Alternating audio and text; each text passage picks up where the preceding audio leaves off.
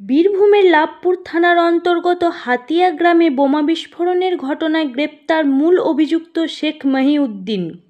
বাঁকুড়া থেকে গ্রেপ্তার করা হয় এই অভিযুক্তকে। গত 21শে জুন লাভপুরের হাতিয়া গ্রামে বোমা বাঁধতে গিয়ে বিস্ফোরণ ঘটে।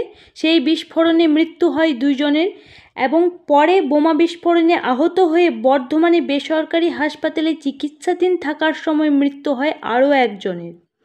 সেই বোমা বিস্ফোরণের ঘটনায় পুলিশ মামলা রুজু করে।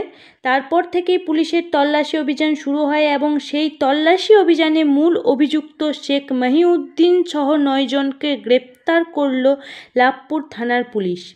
গ্রেপ্তার হওয়া মূল অভিযুক্ত শেখ মহিউদ্দিনকে আজ ভোর নাগাদ বাঁকুড়া জেলার ইন্দাস বাসস্ট্যান্ড এলাকা থেকে গোপন সূত্রে খবর পেয়ে গ্রেপ্তার করল লাভপুর থানার পুলিশ।